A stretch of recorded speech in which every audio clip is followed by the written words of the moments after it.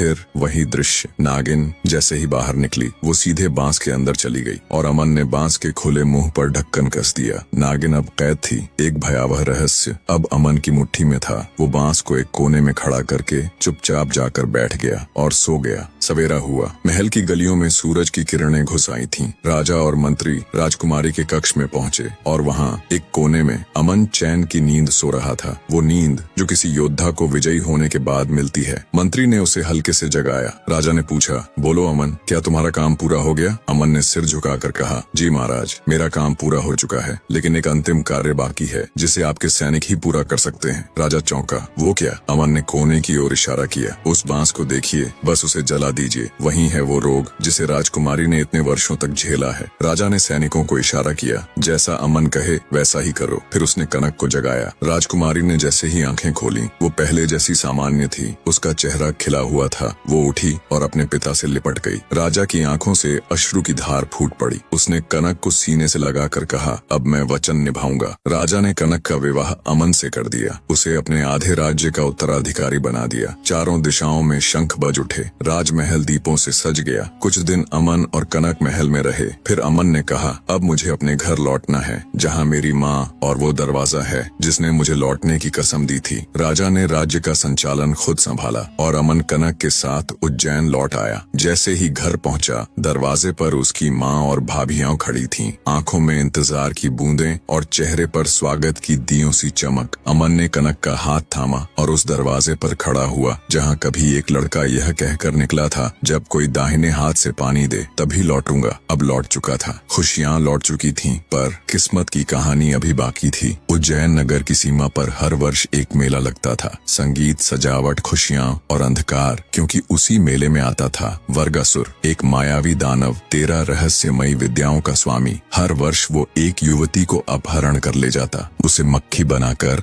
अपनी जटाओं में छुपा लेता और ले जाकर अपनी गुफा में 7 तालों के भीतर कैद कर देता। इस वर्ष भी मेला लगा। अमन की 6 भाभियां कनक को भी साथ ले गईं। भीड़ में छुपा बैठा था वर्गासुर। भेष बदला हुआ था, आंखों में शिकार की ललक। जैसे ही उसकी नजर कनक पर पड़ी, उसकी सांसें तेज हो गईं। उसने मंत्र पढ़ा और कनक एक पल में मक्खी बन गई और उसकी जटा में समा गई। किसी को कुछ पता नहीं चला। शाम ढल गई। भाभियां कनक को ढूंढती रह गईं। वो कहीं नहीं मिली। खाली हाथ, टूटी हुई उम्मीदों के साथ वो सब घर लौटी। अमन दौड़ा, कहाँ है कनक? भाभियों ने धीरे धीरे सारी सच्चाई बता दी। अमन की आंखें फटी की फटी रह गईं और फिर वो चुप हो गया, पर उसके भीतर एक आग जल चुकी थी। मैं लौटूंगा, पर तब जब कनक मेरे साथ होगी।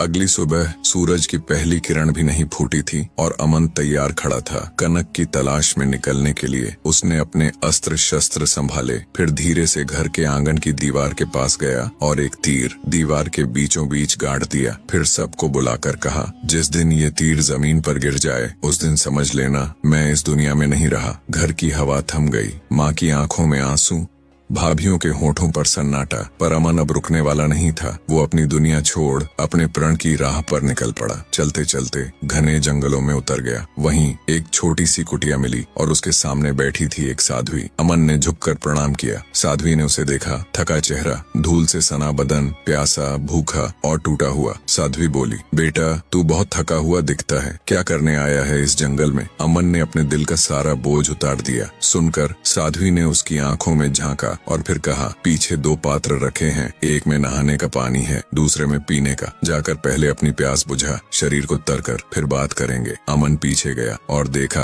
पात्र बहुत छोटे थे, पानी थोड़ा थोड़ा, बूंद जितना। उसने सोचा, इतने कम पानी में कैसे नहाऊंगा, प्यास कैसे बुझेगी? लेकिन फिर खुद से कहा, कोशिश करके देखते हैं। एक छोटे लोटे से मुंह हाथ धोया, फिर पात्र की ओर देखा, पानी उतना ही था।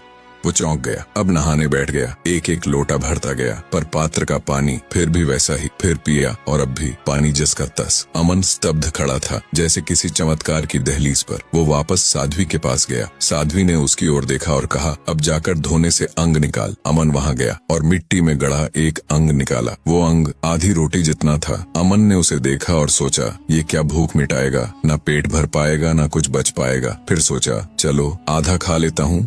आधा वापस गाड़ देता हूँ। और जैसे ही उसने पहला टुकड़ा खाया उसका पेट भर गया, पर हाथ में रखा अंग अब भी वैसा ही था। अमन ने अंग के 2 टुकड़े किए, एक टुकड़ा धोने में फिर से गाड़ दिया, दूसरा टुकड़ा खा लिया, पेट भर गया, पर हाथ में रखा अंग अब भी वैसा ही था, ना घटा ना मिटा। अमन ठिठक गया। उसने अंग को देखा जैसे कोई रहस्य उसकी आंखों में उतर रहा हो। कुछ देर सोचकर अमन ने पूरा अंग फिर से गाड़ दिया और साध्वी के पास लौट गया। साध्वी मुस्कुराई। बेटा, खाना खा लिया? अमन ने सिर झुकाया। हाँ माँ, भोजन अद्भुत था, लेकिन उसके मन में एक और बात चल रही थी। अब उसे अपने सवाल का जवाब चाहिए था। उसने साध्वी की ओर देखा और धीरे से कहा, माँ, क्या आप मुझे मेरी पत्नी कनक के बारे में कुछ बता सकती हैं? कहाँ है वो, कैसी है? साध्वी का चेहरा गंभीर हो गया। तेरी पत्नी असुरपुर के मायावी दानव वर्गासुर के हाथों उठाई जा चुकी है। वो बड़ा ही भयानक और शक्तिशाली है, उसे छुड़ाना आसान नहीं। अमन के चेहरे पर छाया उतर आई। तो क्या कोई उपाय नहीं, कोई रास्ता जिससे मैं उसे वापस ला सकूं? साध्वी ने गहरी सांस ली। बेटा, ये ज्ञान मुझसे आगे है। अब तुझे मेरी गुरु मैन चंद्री के पास जाना होगा। तेरा मार्गदर्शन अब वही करेंगी। अमन ने झुककर प्रणाम किया। माँ, मुझे उनका मार्ग बता दीजिए। और अमन चल पड़ा एक नई राह पर। उसने घना जंगल पार किया, पर्वतों की छाया में लंबा सफर तय किया और पहुंचा माया और शक्ति से